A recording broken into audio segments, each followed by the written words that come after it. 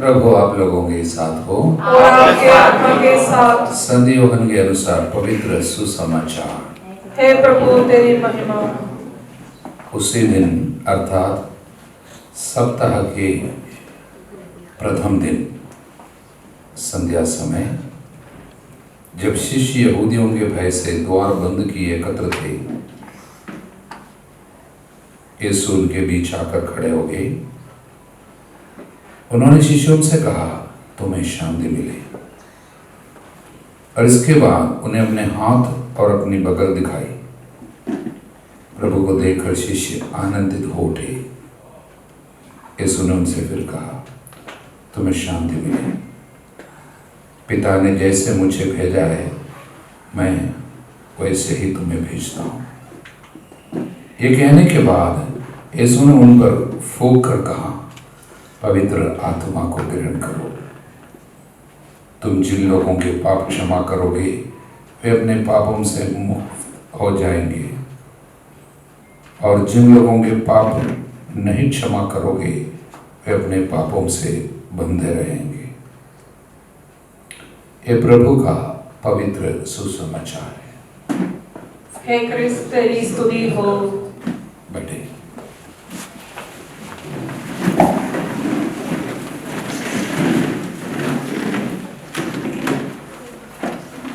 Hallelujah,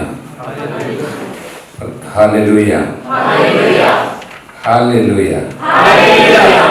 प्रियजनों, Pentecost कलीसिया का जन्म दिन है, हम जानते हैं। डरे हुए कमरे में बंद रहे शिष्य लोगों के अंदर वो आग उतर आए, और वो आग उनके हृदय को ऐसे तपाया, ऐसे जगाया, ऐसे उठाया कि वे सब के सब प्रेरित बन गए, मिशनरी बन गए। और पहले ही दिन 3000 से ज़्यादा लोग कलीसिया में जुड़ गए।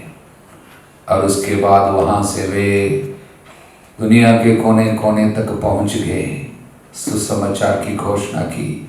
और हम सभी लोगों को ये सौभाग्य मिला कि हम उनके कारण जीसस को जाना, यीशु पे विश्वास कर पाए, पाप क्षमा मुफ्त में स्वीकार करते हैं, और हमारी आत्माओं को हम बचा पाते हैं। ये सब पेंटेकोस्त का कमाल है। हालेलुया। इसलिए आज पेंटेकोस्त के दिन के सुसमाचार में यीशु हमें बताते हैं, तुम मेरे शिष्य हो, जिस तरह पिता ने मुझे भेजा उसी तरह मैं तुम्हें भेजता हूँ। जिस तरह पिता ने मुझे भेजा उसी तरह भेजता हूँ। जैसे मैं भेजा गया वैसे मैं आपको भेजता हूँ। मेरा काम अभी आपका काम, मेरा मिशन आपका मिशन। जैसे मैं आया वैसे आप जाएंगे। धरती पे आप मेरी साक्षी होंगे। मुझे जो करना है आपके द्वारा करना है। आप मेरे हाथ होंगे, आप मेरे पाँव होंगे, आप मेरी जुआ होंगे। ये पवित्र आत्मा हमारे द्वारा करता है। इसलिए यीशु ने कहा, तुम मुझे नहीं चुना बल्कि मैंने तुम्हें चुना और नियुक्त किया, जिससे तुम फल उत्पन्न करो, ऐसा फल कि तुम्हारा फल बना रहे। यूहन्ना 15:16। हालेलुया। तो ये कौन सा फल है जो हमें बांटना है? ऐसे कौन सा फल है जो धरती पर रहते हुए हमको दूसरों को देता रहना है, जिससे लोग जान जाए तो मेरे शिष्य हो? वो फल पवित्र आत्मा का फल है। पवित्र आत्मा के द्वारा ही ये फल हमें प्राप्त होता है। ये फल जब तक हम दूसरों को देता नहीं है, हम शिष्य कहलाने लायक नहीं है। हमें ईसाई बोल नहीं सकता। अगर आप जीसस से ताल्लुक रखते हो, रिश्ता जोड़ना चाहते हो, तो आपको फल उत्पन्न करना ही होगा। बोले हालेलुया। और जब तक ये फल उत्पन्न नहीं होंगे तब तक हम दुनिया में बेकार ही बैठा रहेगा, हमारे द्वारा प्रभु का कोई काम नहीं होगा। इसलिए पवित्र आत्मा जब तक, इसलिए बाइबल कहता है जब तक तुम्हें ऊपर की ओर से पवित्र आत्मा का वरदान नहीं मिलेगा तब तक तुम्हारी हालत नहीं बदलेगी। इसलिए तो यीशु ने कहा जब तक पवित्र आत्मा का सामर्थ्य नहीं मिलेगा तब तक शहर में बने रहो, मतलब कोई काम में मत जाओ। मंदिर का वो शहर यरूशलेम शहर, यरूशलेम छोड़ के नहीं जाना जब तक आत्मा का वरदान प्राप्त न हो। प्रियजनों, आज की सबसे बड़ी विडंबना, the tragedy of the world today, there are many Christians but only few who have anointing holy spirit. ईसाई बोल के कई लोग बैठा रहता है लेकिन फल उत्पन्न नहीं करता है। इसलिए क्या होता है, हजारों लाखों लोग ऐसे हैं जो अभी भी यीशु को जानता नहीं है, क्योंकि हम जिनको भेजे गए हम लोगों के अंदर वो फायर अभी तक नहीं आया। इसलिए यीशु ने कहा मैं भूमि पर, धरती पर आग डालने आया हूं और मैं कितना चाहता हूं कि वो आग धधक उठे। वो आग आत्मा का विषय है, वो आत्मा का फल है। आत्मा का 9 फल होता है। हम लोग गलातियों के पत्र में अध्याय 5 में वचन 22 से पढ़ते हैं। पवित्र आत्मा का फल ये है। कौन कौन सा 9 फल के बारे में संत पौलुस के द्वारा पवित्र आत्मा उनको बताता। पवित्र आत्मा का 9 फल होता है, 9 फ्रूट। बोले हालेलुया। वो क्या क्या है? सबसे पहले प्रेम, आनंद, शांति। पहला 3 प्रेम, आनंद, शांति। First 3 fruit. पवित्र आत्मा के द्वारा हमारे हृदय में प्रेम उमड़ पड़ता है। रोमियो के 5:5। जब पवित्र आत्मा नहीं होता है हमारा प्यार क्या है? केवल लाइकिंग है, जिसको हम चाहता है थोड़ा लाइक करेगा। True love comes from the holy spirit. पवित्र आत्मा का अभिषेक में नहीं रहता, पवित्र आत्मा से जब तक हम भर नहीं जाता है, हम थोड़ा समय तक थोड़ा प्यार कर सकेगा। किसी का क्या है, मतलब सुंदरता देखकर प्यार करने लगा और शादी वगैरह कर बैठे और 1 महीने के अंदर खत्म। छोटी सी बातों में इतना गुस्सा, मारने का हाथ उठाता है, चिल्लाता है, गाली बकता है। क्योंकि एक व्यक्ति को लगातार प्यार करता रहना हो, उसकी कमजोरियों के साथ साथ वो व्यक्ति जिस तरह रहता है वो व्यक्ति के सभी कमजोरियों के और खूबियों के सब साथ उसको प्यार करते रहना पवित्र आत्मा चाहिए। नहीं तो हम 1-2 दिन करेंगे, उसके बाद प्यार खत्म होगा।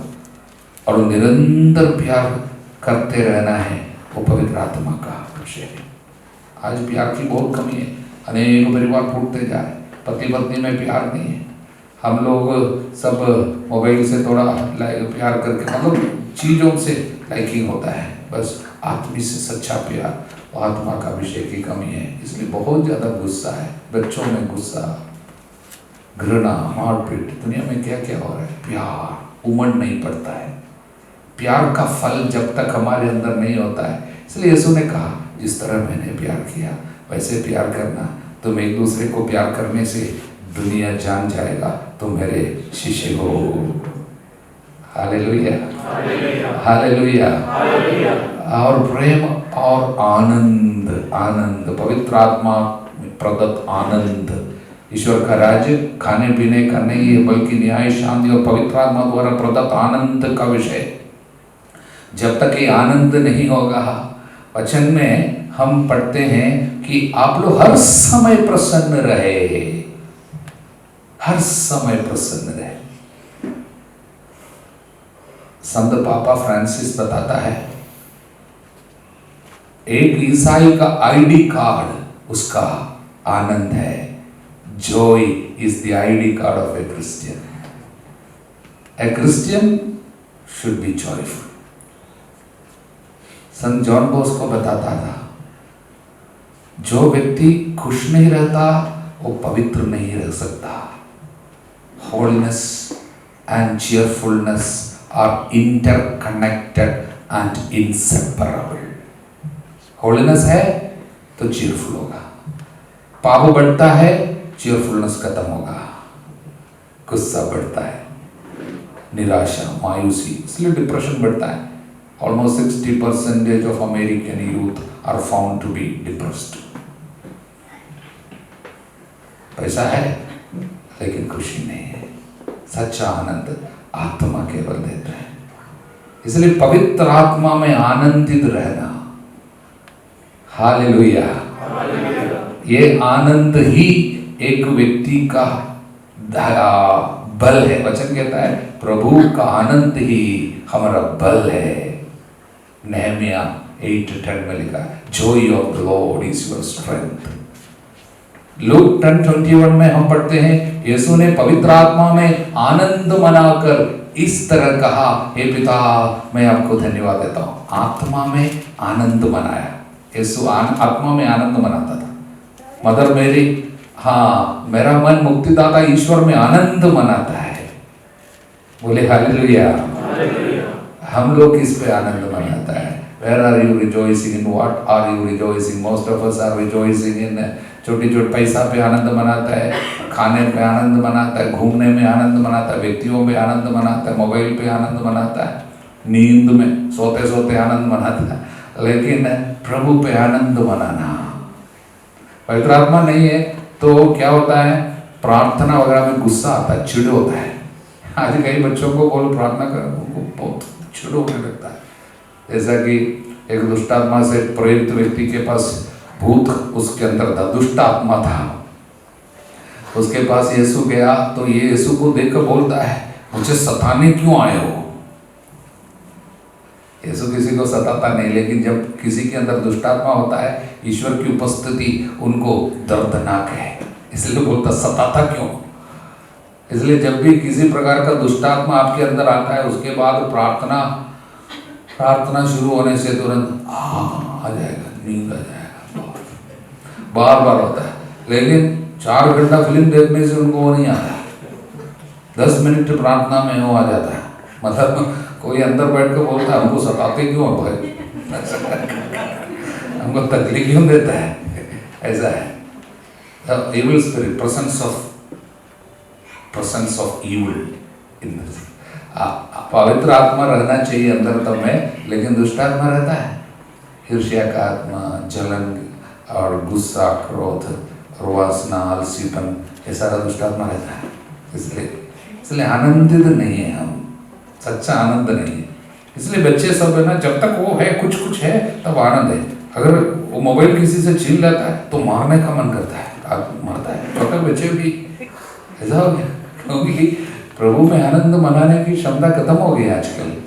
इसलिए more than ever we need Pentecost, पवित्र आत्मा का अभिषेक की जरूरत है, नहीं तो हमें दुनिया में आनंद मना कर बैठेगा। इसलिए वचन कहता है स्तोत्र संख्या 37 वचन 4 में लिखा है, यदि तुम प्रभु में अपना आनंद पाओगे वो तुम्हारा मनोरथ पूरा करेगा। मनोरथ, दिल की इच्छा पूरा करेगा। कब? प्रभु में आनंद मनाने की क्षमता होगी तो प्रार्थना का उत्तर होगा। आज कई लोगों की प्रार्थना का उत्तर क्यों नहीं होता है, मनोरथ पूरा क्यों नहीं होता है? प्रभु में आनंद मनाने की क्षमता ही नहीं है, आनंद नहीं है। पवित्र आत्मा में आनंद जब तक आपको नहीं होता, आप एकदम कमजोर प्रार्थना में है, क्योंकि आपकी प्रार्थना का उत्तर नहीं होगी। क्योंकि प्रार्थना का उत्तर इस पर निर्भर है कि एक व्यक्ति पे आनंद मनाने की, प्रभु में आनंदित रहने की क्षमता कितनी है, उसके अनुसार होगी, उसके अनुसार आपकी प्रार्थना का उत्तर होगी। बोले हालेलुया। इसलिए बोलता है यदि तुम प्रभु में अपना आनंद पाओगे वो तुम्हारा मनोरथ पूरा करेगा। बोले हालेलुया, हालेलुया। और तीसरी है शांति। शांति, प्रभु ने कहा तुम शांति बांटते जाओ। किसी भी घर में जाओगे सबसे पहले बोलना शालोम, शांति। इसलिए प्रभु का वचन कहता है blessed are the peacemakers they shall be called children of God. जो शांति बांटता है वो केवल ईश्वर का संतान है। हम में ज्यादातर लोग क्या बांटता है? अशांति बांटता है। किसी हमारी उपस्थिति से कई लोगों को तकलीफ होती है। कई लोग ऐसा है, शांति बांटने वाला होना, हमारे शब्दों द्वारा शांति होनी चाहिए, हमारी उपस्थिति से दूसरों को शांति होनी चाहिए, किसी की शांति भंग नहीं करनी चाहिए। इसलिए प्रभु हमेशा आकर बोलता है शांति। ये शांति यीशु है, जीसस इज आवर पीस। इसलिए एफेसियों के 2:14 में लिखा है वही हमारी शांति है। तो वो शांति पवित्र आत्मा के द्वारा हमको मिलता रहता है और हम बांटते जाएंगे। फल है, पवित्र आत्मा का फल है। बोले हालेलुया, हालेलुया। और नेक्स्ट 3 फल है सहनशीलता, मिलनसारी, दयालुता। सहनशीलता, धैर्य, सहनशीलता, पेशेंस। पेशेंस, क्रूस उठाते वक्त पेशेंस, कोई तकलीफ आता है, पेशेंस, धैर्य, जल्दी निराश नहीं होगा, बिकॉज होप है, आशा है, हम निराश नहीं होंगे। सारे शिष्यों को देखना, अब आज तक कलीसिया के 2000 सालों में कितने लोग मारे गए, कितने लोग उन सारे लोग शहीदों में देखना कितनी हिम्मत थी। वो सब निराश नहीं होता था, वो सब प्यार से उठा लेता था। सहनशीलता, बोले हालेलुया। और मिलनसारी, गुडनेस, और इन सब मिलनसार थे, उनके अंदर भलाई थी बहुत। और दयालुता, दयालुता, प्रभु ने कहा दयालु बनो जैसे स्वर्गीय पिता दयालु है। यदि तुम उन्हीं को प्यार करते हो जो आपको प्यार करता है, उसमें पुरस्कार का दावा कैसे कर सकता है? जो शत्रु है तो दया करना, तरस खाना, दया। ये दया का 4 पड़ाव है। दयालु, स्वर्गीय पिता की तरह दयालु बनो, स्वर्गीय पिता की तरह दयालु बनो। ये एक फल है, पवित्र आत्मा का फल है, दयालुता, दयालुता, कंपैशन, कंपैशन। से हालेलुया, हालेलुया। चाहे लोग कितने भी खराब हो, चाहे कितना भी बुरा आचरण करे, उससे हम लोग निराश नहीं होंगे, हमारा आनंद खत्म नहीं होगा। ये दयालुता है। तो दूसरे लोग कितने भी बुराई करें, वो बुराई से हम लोग हार नहीं मानेंगे। इसका कारण दया है हमारे अंदर। इसलिए लोगों ने उनको तकलीफ दिया, सूली पे चढ़ाया, तो यीशु गुस्से में आकर श्राप नहीं दिया। वो बुराई के बदले बुराई नहीं दी, श्राप के बदले श्राप नहीं दिया, गाली के बदले गाली नहीं दिया, बल्कि आशीर्वाद दिया। दया है, हे पिता इन्हें क्षमा कर, क्योंकि वो नहीं जानता क्या कर रहा है। यही है दया। इसलिए प्रभु कहा love your enemies, do good to those who hate you, bless those who curse you, pray for those who abuse you, thus you become children of God. बोले हालेलुया, ये है दयालुता। इसलिए सहनशीलता, मिलनसारी, दयालुता। बोले हालेलुया। लास्ट 3 है ईमानदारी, सौम्यता, संयम। ईमानदारी, फेथफुलनेस, फेथफुलनेस, ईमानदार रहना, अंत तक ईमानदार रहना, अंत तक ईमानदार रहना प्रभु के साथ, प्रभु के साथ ईमानदारी। क्या तुम नहीं जानते तुम्हारा शरीर ईश्वर का मंदिर है, इसलिए उसके साथ ईमानदार रहना। उसने हमें अपनाया है, इसको, ये शरीर को उसने मंदिर बनाया है, इसलिए ईमानदार रहना उनके साथ। बीच में वो मंदिर को आप दूसरा कुछ मतलब चीज में नहीं बदलना। इसलिए वचन कहता है क्या तुम नहीं जानते हो ईश्वर का मंदिर है? आप उसको वेश्या का अंग कैसे बना सकता है? How can you make it A member of prostitute? ये शरीर मंदिर है, इसलिए हमारे दारू का अड्डा कैसे बना सकता है?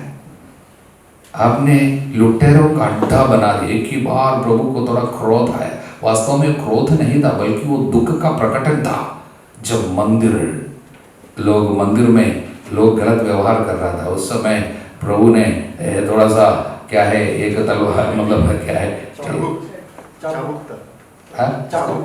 उसको चाबुक बोलता है, उसको उठाया, मारा करके नहीं बताया, लेकिन उसको उठा के थोड़ा सा डराया।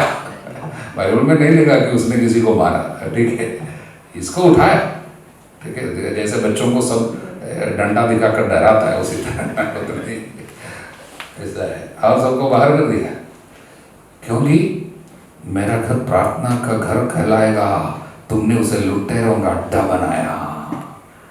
देखना मेरे शरीर को मैंने क्या कर रखा है, लुटेरों का अड्डा बना कर रखा है क्या, अंदर का आलसीपन का दुर्भूत वासना, pornographic addiction, impurities, laziness, gluttony, वो खाता है, ये खाता है, वो सब कुछ पीता है, लुटेरों का अड्डा।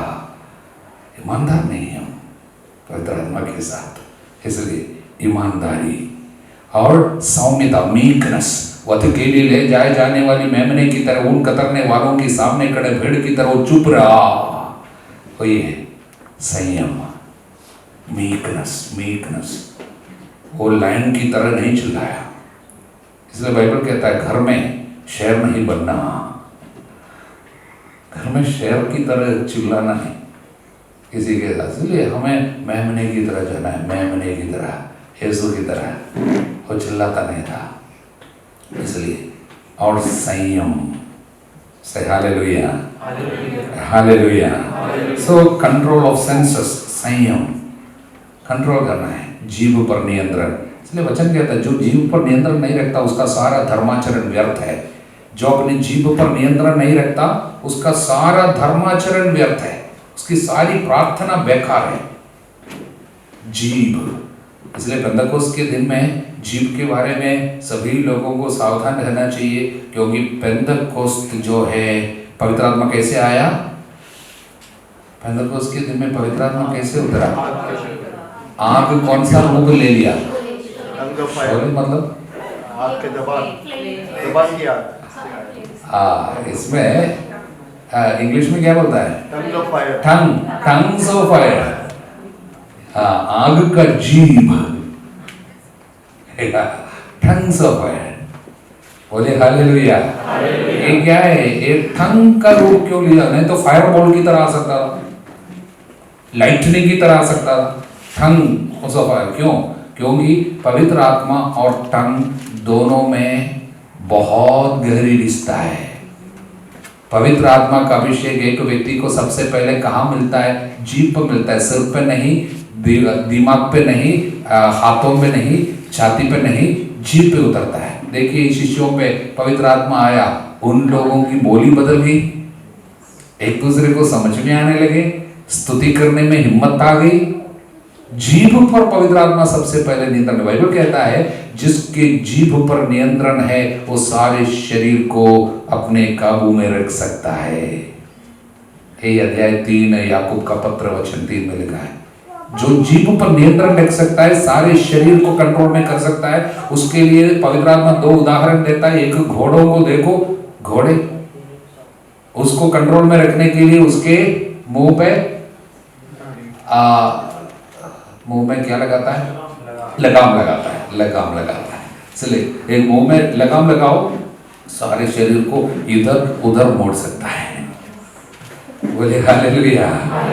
इसलिए बाइबल कहता है जो अपने को धार्मिक समझता है किंतु अपने जीभ पर नियंत्रण नहीं रखता, वो अपने को धोखा देता है। उसका सारा धर्माचरण बेकार, उसकी प्रार्थना बेकार, उसके क्या क्या है, तो चर्च जाना और नवेना करना सब जीरो ऑफ नो यूज।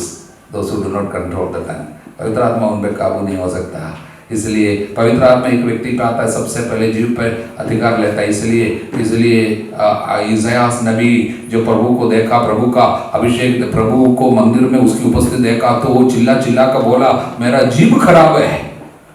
और उस समय प्रभु ने एक स्वर्गदूत को भेजा। स्वर्गदूत ने क्या लिया, वहां से एक जलता हुआ अंगार चिमटे से लेके आया और बोला मुंह खोलो, और टच, जीभ पर टच किया। फर्स्ट अनॉइंटिंग जीभ पे।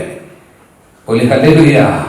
और उसके बाद यिर्मयाह को देखना, यिर्मयाह को प्रभु ने चुना, तो उस समय बोलता है मैं बच्चा हूं, मैं नहीं जा सकता, किसी और को भेजो। तो प्रभु बोला मुंह खोलो, और हाथ बिठाकर टच किया। फर्स्ट अनॉइंटिंग जीभ पे। तब शुरू हो गया सेवा। और उसके बाद एजेकियल नबी को प्रभु ने बोला सबसे पहले मुंह खोलो, और मुंह में रख दिया अनॉइंटिंग। इसलिए first anointing is always connected to tongue. इसलिए जो जीव पर नियंत्रण नहीं रखता उसका सारा धर्माचरण पवित्र आत्मा उसको इस्तेमाल नहीं कर सकता। इसलिए पेंतकोस्त का दिन और जीव दोनों जुड़ी हुई बात है। बोले हालेलुया।